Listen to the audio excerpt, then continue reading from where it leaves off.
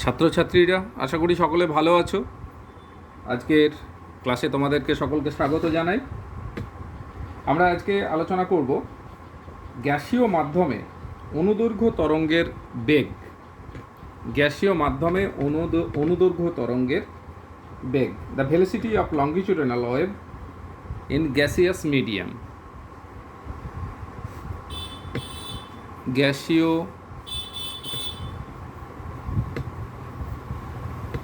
মাধ্যমে অনুদৈর্ঘ্য তরঙ্গের বেগ।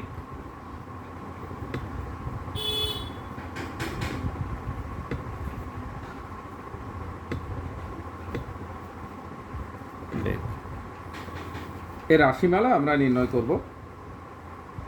এখানে আমরা আলোচনা করব যে মনে করা যাক একটি গ্যাসীয় মাধ্যম, যে গ্যাসীয় মাধ্যমের অনুপ্রস্থ বরাবর অনুভূমিক বরাবর গ্যাসীয় মাধ্যমে শব্দের বেগ বা তরঙ্গের বেগ সৃষ্টি হয়, কিন্তু অনুপ্রস্থ বরাবর আমরা কতগুলো স্তরে ভাগ করে নেব। এক একটা স্তর, মনে করা যাক প্রথম স্তর, একটা স্তর হচ্ছে এ বি স্তর। এখন এ বি একটা স্তর, এটা একটা স্তর, একটা তল বিবেচনা করা যেতে পারে। আরেকটা তল মনে করা যেতে পারে সিডি, আর একটা আড়াআড়ি তল। অর্থাৎ তরঙ্গের সঙ্গে, তরঙ্গ যেদিকে গতিশীল তার সঙ্গে অনুপ্রস্থ বরাবর দুটো তল আমরা বিবেচনা করলাম, একটা এবি আর একটা সিডি। এখন আমরা মনে করতে পারি যে কোনো মুহূর্তে এবি তল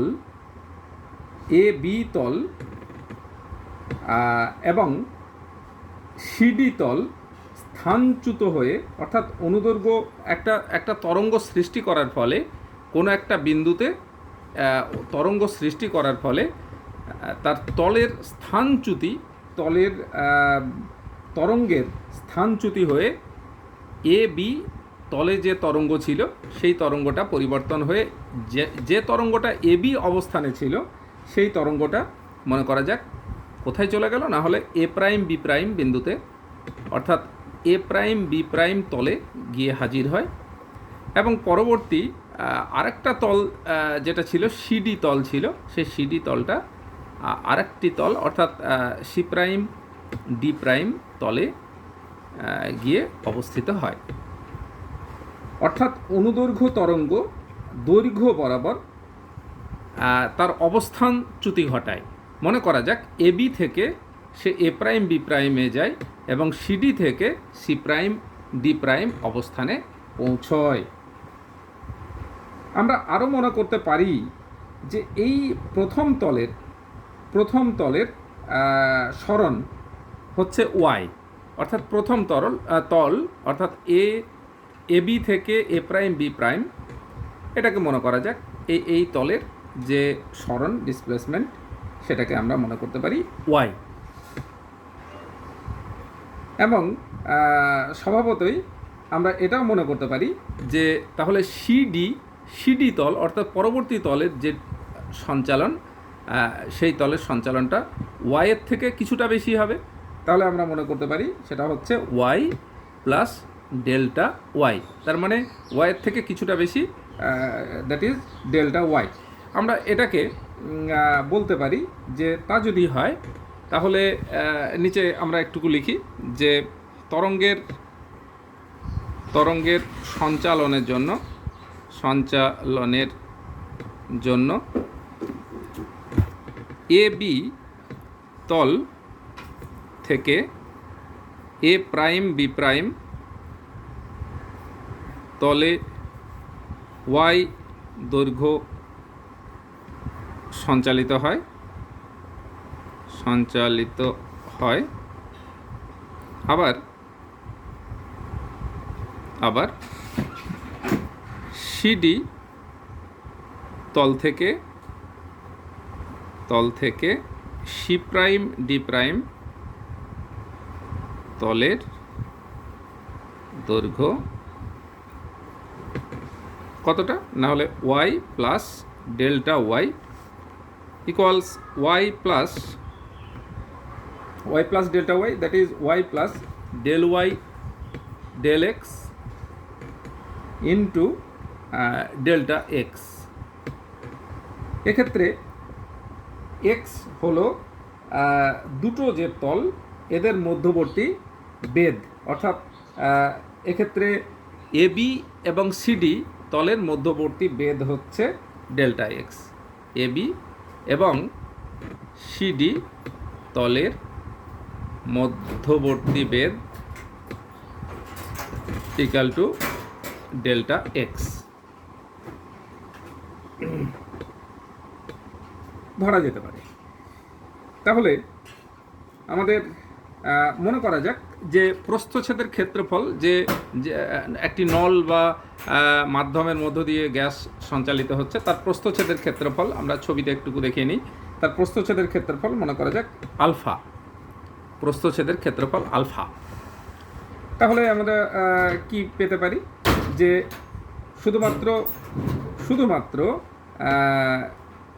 শুধুমাত্র এবি এ প্রাইম বি প্রাইম আমরা পেতে পারি, যে শুধুমাত্র এবি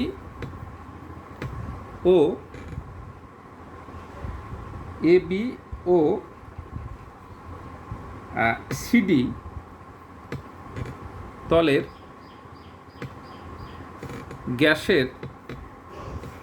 গ্যাসের আয়তন, শুধু এবি এবং সিডি এইটুকু গ্যাসের যে আয়তন সেটাকে আমরা মনে করে নিতে পারি নিশ্চয়ই equal to alpha into delta x. কারণ ডেল্টা এক্স হচ্ছে এবি এবং সিডি এর মধ্যবর্তী দূরত্বের ডেল্টা এক্স, এইটুকু হচ্ছে বেধ। আমরা ছবিতে একটুকু দেখিয়ে নিই যে এইটুকুর বেধ হচ্ছে ডেল্টা এক্স, সো দ্যাট গ্যাসের আয়তন এবি এবং সিডি এর মধ্যবর্তী গ্যাসের আয়তন হচ্ছে আলফা ডেল্টা এক্স। আবার এবি প্রাইম এবং সিডি প্রাইম, এবি প্রাইম এবং সিডি প্রাইম, এবি প্রাইম ও সি প্রাইম ডি প্রাইম এদের মধ্যবর্তী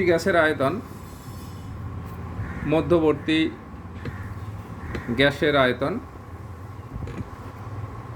আয়তন ইকুয়ালস অবশ্যই alpha into delta X plus delta Y সমান alpha into delta X plus delta Y means del Y del X. Total derivative থেকে আমরা এটা পাই, টোটাল ডিফারেন্সিয়াল থেকে ডেল্টা এক্স ইকুয়ালস, তাহলে আয়তনের যে পরিবর্তন, অর্থাৎ প্রাথমিক আয়তন ছিল আলফা ডেল্টা এক্স আর এটা হলো অন্তিম আয়তন এদের মধ্যে, তাহলে আয়তনের পরিবর্তন চেঞ্জ ইন ভলিউম, তাহলে আয়তনের পরিবর্তন কত, এই গোটা অংশটা বিয়োগ আগের আলফা ডেল্টা এক্স, তাহলে বিয়োগ করলে দাঁড়াবে alpha del Y del x into delta x, this is the পরিবর্তন। তাহলে আয়তনের পরিবর্তন পেলাম আর প্রাথমিক আয়তন পেলাম, এই দুটো পেলেই তো আমাদের আয়তন বিকৃতি বার করা যায়। আমরা জানি যে সুতরাং আয়তন বিকৃতি ইকুয়ালস আয়তন বিকৃতি কে ইকুয়ালস আয়তনের পরিবর্তন, একটা ঋণাত্মক চিহ্ন হয়, আয়তনের পরিবর্তন ডিভাইডেড বাই প্রাথমিক আয়তন।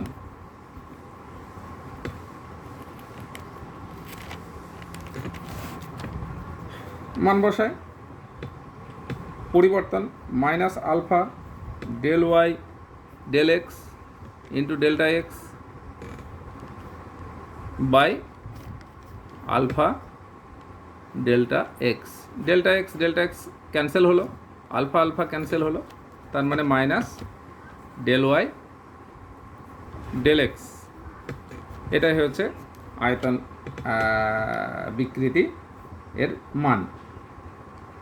এখন দেখো যে এবি এবং সিডি এর মধ্যবর্তী গ্যাসের যে ভর, এখন আমরা লিখতে পারি এবি ও সিডি এই অংশের গ্যাসের ভর কতটা, ইকুয়ালস আয়তন ইন্টু ঘনত্ব আলফা ইন্টু রো হচ্ছে গ্যাসের মাধ্যমের ঘনত্ব into delta x, rho equal to ঘনত্ব গ্যাসের ঘনত্ব। তাহলে এটা ভর পেলাম। এবার আমরা মনে করা যাক যে তরঙ্গের দরুন আমাদের এবি তলে অতিরিক্ত চাপ পি, যা এবি তল, একবার ছবির দিকে আমরা চলে যাই, যে এবি তল এখানে একটা চাপ পি সৃষ্টি হয়েছে, এবি তলে একটা পি চাপ তৈরি হয়েছে, যা ওই তলকে এ প্রাইম বি প্রাইম অর্থাৎ এ প্রাইম বি প্রাইম কি করে, না হলে এ প্রাইম বি প্রাইম অবস্থানে স্থানান্তরিত করে। তখন বি তলের ওপর অতিরিক্ত চাপ হয়ে দাঁড়ায়, অর্থাৎ সিডি তলে অতিরিক্ত চাপ হয়ে দাঁড়ায় কত, না হলে P plus del P del x into delta x. এটা একটুকু আমরা লিখি, আমরা একটুকু বিষয়টাকে একটুকু উল্লেখ করি একটুখানি, চাপের ব্যাপারটা একটুকু আমরা উল্লেখ করি। অনুদৈর্ঘ্য তরঙ্গ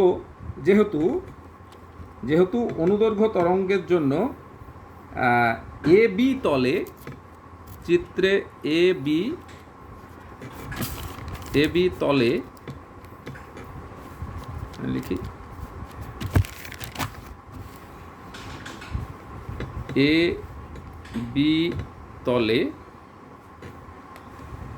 বি তলে অতিরিক্ত চাপ পি, এক্সেস প্রেসার, অতিরিক্ত চাপ P A prime B prime অবস্থানে, চাপটি এ প্রাইম বি প্রাইম অবস্থানে স্থানান্তরিত করে।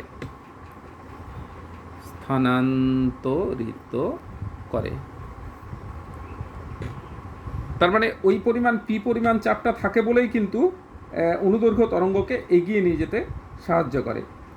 আর তখন সিডি তলের ওপর যে অতিরিক্ত চাপ হবে, তখন সিডি তলের ওপর অতিরিক্ত চাপ হবে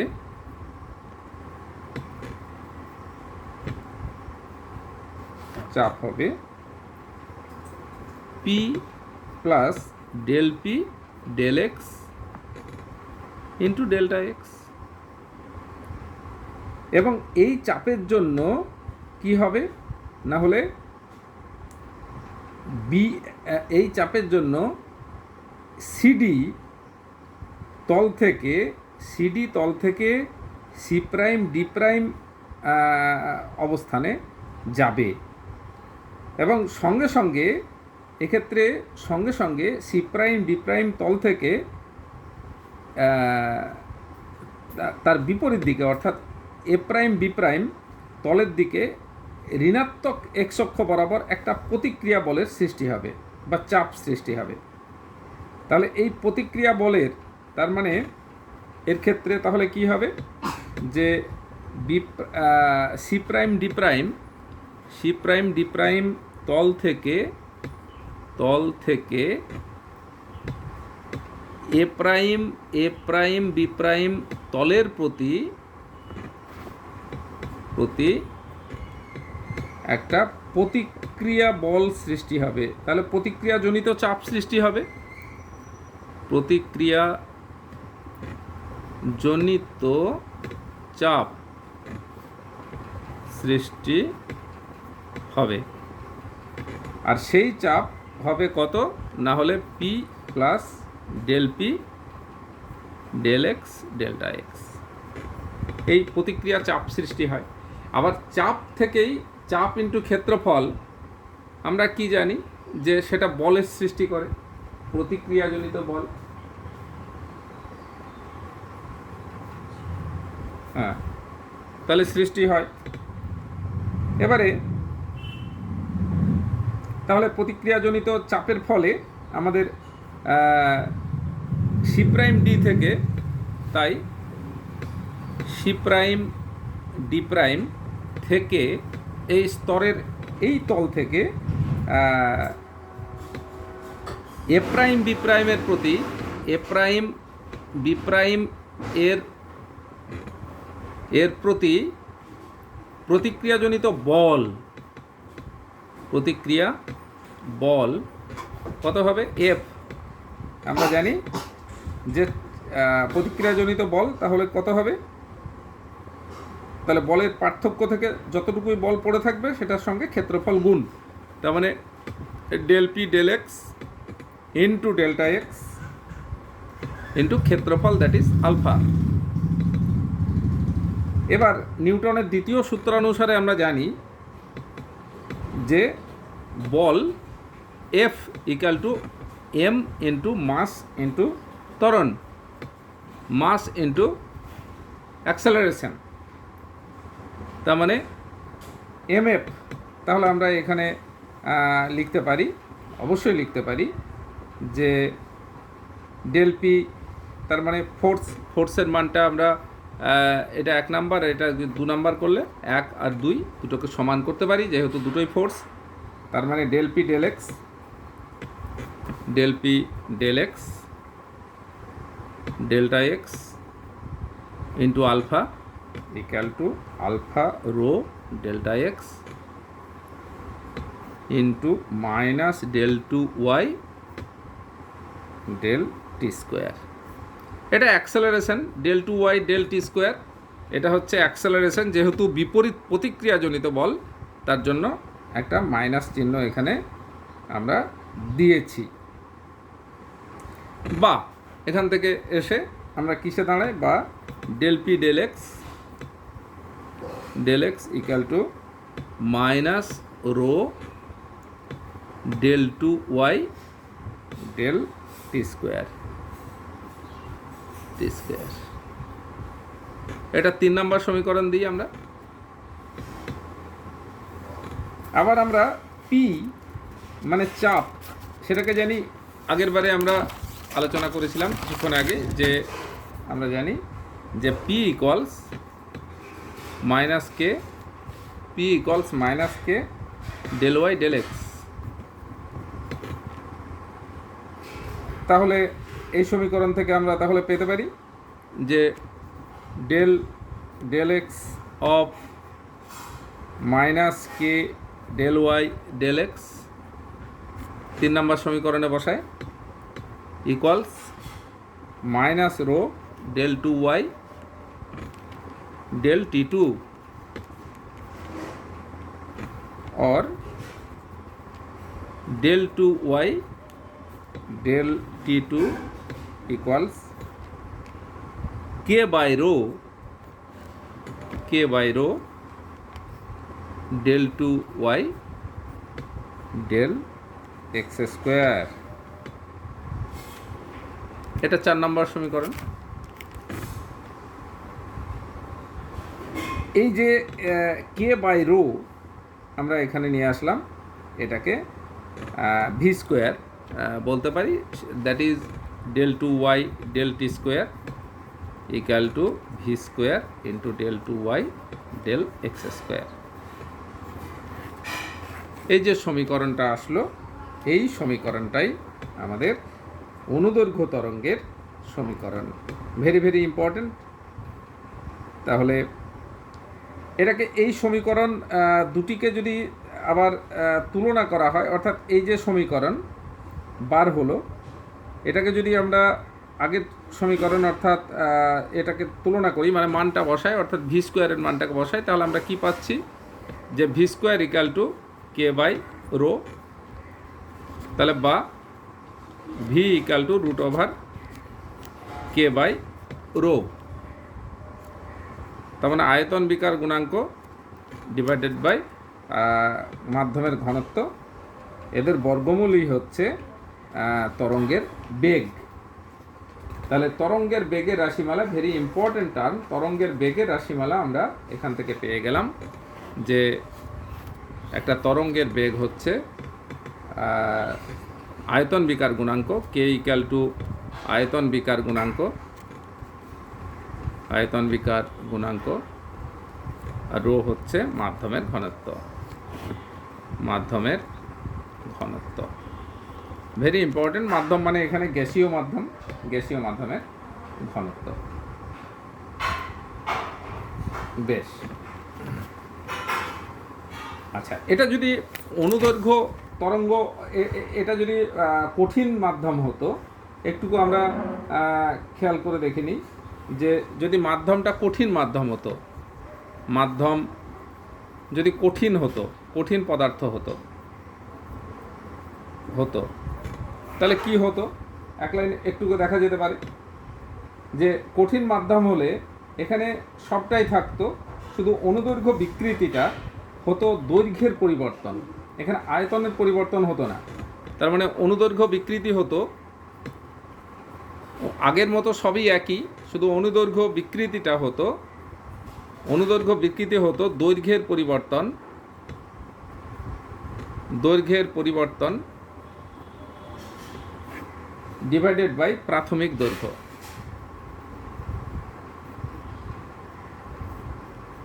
এটা হয়। তার মানে সেক্ষেত্রে কি হতো, ডেল ওয়াই ডেল এক্স সব কিছু হতো, শুধু মাধ্যমটা গ্যাস না হয়ে কোনো কঠিন মাধ্যম আমরা বলতাম, আর অনুদৈর্ঘ্যের দৈর্ঘ্য বরাবর পরিবর্তন লিখতাম ডেল্টা এক্স শুধুমাত্র, আর নিচে হতো ডেল এক্স, প্রাথমিক দৈর্ঘ্য ছিল ডেল এক্স। সুতরাং এটা এসে দাঁড়াতো শুধুমাত্র del Y del X, del Y del x.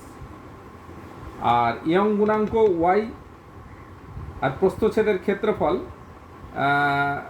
যদি প্রস্থচ্ছেদের ক্ষেত্রফল একটা এ অংশের একটা ক্ষেত্রফল এরিয়া, তাহলে সেক্ষেত্রে একটা পীড়ন সৃষ্টি হতো, পীড়ন যেটা, তাহলে পীড়ন এফ বাই এ তোমরা জানো। তাহলে পি, সেক্ষেত্রে আমরা যদি বলতাম যে পীড়ন,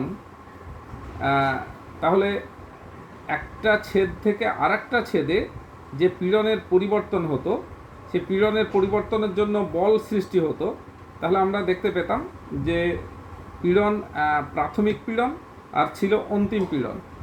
তাহলে আমরা সেখান থেকে কি করব যে পীড়নের পরিবর্তন, পীড়নের পরিবর্তন পরিবর্তন আমরা পীড়ন জানি F by A, force by area. তাহলে সেই পীড়নের পরিবর্তন ইকুয়াল টু কতটা, না হলে পি প্লাস, পিটাকে আমরা স্ট্রেস ধরে নিলাম, P plus del P del x into delta x. তাহলে শুধুমাত্র দুটো তলের জন্য মানে আগেকারটার সঙ্গে একটুকু তুলনা করছি, মানে আগেকার দুটো তল এ বি আর সিডি, তাহলে এ বি সিডি অংশের জন্য মোট বল, তাহলে এ বি ও সিডি তলের মধ্যে মোট বল হতো কত, মোট বল এফ ইকুয়াল টু দাঁড়ায় alpha into del P del x into delta x এটা দাঁড়াতো। সেক্ষেত্রে বলের পরিমাপ যেটা হতো, তার মানে F equal to alpha del del x, তখন ইয়াং গুণাঙ্ক Y Y del x into delta x, এইটার মান হতো, এইটার মান হবে অবশ্যই কত, না হলে ইয়ং গুণাঙ্ক ওয়াইটা বাইরে চলে আসুক, আলফাটা কাছে চলে আসুক, del two Y del x two into delta x, এটা ফোর্সের অর্থাৎ বলের মান হয়। এবার নিউটনের দ্বিতীয় সূত্র অনুসারে আমরা সরাসরি বসিয়ে দিতে পারি। তাহলে Young from Newtons second law, Newtons second law কী বলে, নিউটনের সেকেন্ড ল কী বলে, P equal to M F, তার মানে ভর ইন্টু ত্বরণ। আগে এফ ইকুয়াল টু যে মানটা পেলাম সেটাকে বসিয়ে দিই এখানে, Y alpha del two Y del x square x two delta x, এটা আমরা এই ফোর্সটা পেলাম, এই force equal to M into F, তার মানে মাসটা হচ্ছে আলফা রো, তার মানে ক্ষেত্রফল ইন্টু ঘনত্ব ইন্টু ডেল্টা এক্স, তার মানে এটা ভর, আর এফ ত্বরণ হচ্ছে del two Y del t two, এটা হচ্ছে ত্বরণ। খুব সুন্দর সুন্দর এটাকে। তাহলে আমরা এসে দুই পক্ষে কি কি কেটে যাচ্ছে লক্ষ্য করো, আলফা আলফা কেটে যাচ্ছে, দুটো দিকে ডেল্টা এক্স কেটে যাচ্ছে, তাহলে পড়ে থাকলো শুধুমাত্র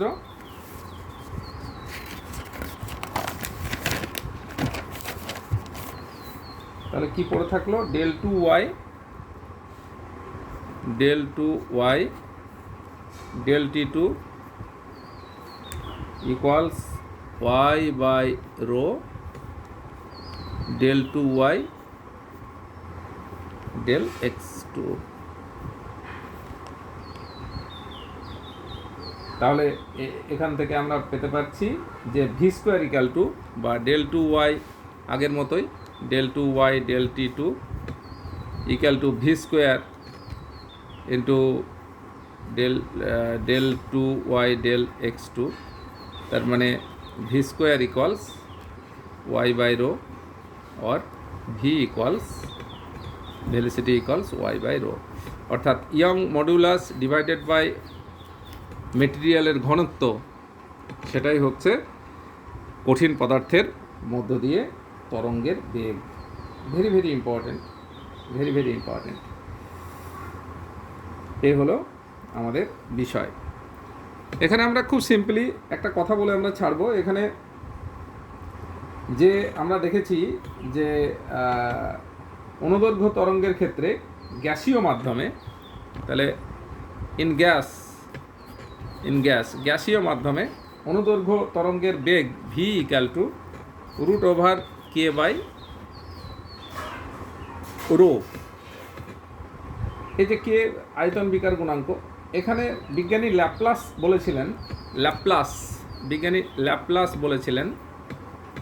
বলেছিলেন যে এই যে অনুদৈর্ঘ্য তরঙ্গে একটি অনুদৈর্ঘ্য তরঙ্গে যে চাপের সৃষ্টি হয়, তাতে কি হয় না হলে একটা জায়গায় ঘনীভবন আর একটা তনুভবন সৃষ্টি হয়। এই যে ঘনীভবন তনুভবন সৃষ্টি হয় সেটা সম্পূর্ণভাবে সমষ্ণ প্রক্রিয়ায়, তাই বলেছিলেন। কে বলেছিলেন? ল্যাপ্লাস। তো সমষ্ণ প্রক্রিয়া হলে এক্ষেত্রে পিভি ইকুয়াল টু ধ্রুবক, ল্যাপ্লাসের কথা অনুযায়ী, যেহেতু তিনি বলেছিলেন সমষ্ণ প্রক্রিয়ায় ঘটে, অর্থাৎ উষ্ণতার কোনো পরিবর্তন ঘটে না, চাপের পরিবর্তন ঘটলেও উষ্ণতার পরিবর্তন ঘটে না। তাহলে উনার কথা অনুসারে পিভি ইকুয়াল টু ধ্রুবক, এই কথা অনুসারে আমরা লিখতে পারি differentiating both side we get PDV plus VDP equal to 0, differentiation of constant equals 0, so pressure P equals minus dp by dv by v, তার মানে আয়তন পীড়ন আর ভাগ আয়তন বিকৃতি, এটার মানটাই তো হচ্ছে কে, এটা কে, অর্থাৎ কে ইকাল টু পি, অর্থাৎ এখানে K equal to P, P for pressure. তার মানে এখানে আমরা পেলাম তাহলে প্রেসার। সুতরাং চাপ, তাহলে আয়তন বিকার গুণাঙ্ক হচ্ছে চাপ। তাহলে শব্দের গতিবেগ, তাহলে শব্দের বেগ বা শব্দ তরঙ্গের বেগ, অনুদৈর্ঘ্য তরঙ্গের বেগ ভি ইকাল টু কত দাঁড়াচ্ছে, নাহলে রুট ওভার চাপ বাই ঘনত্ব। এর মান বার করা গেছিল, তোমরা জানো এই চাপ হচ্ছে 76 সেন্টিমিটার বায়ুস্তম্ভের চাপ। তার মানে 76 সেন্টিমিটার বায়ুস্তম্ভের চাপ, এইচ রো জি 76 ইন্টু রো বাতাসের ঘনত্ব পয়েন্ট, এটা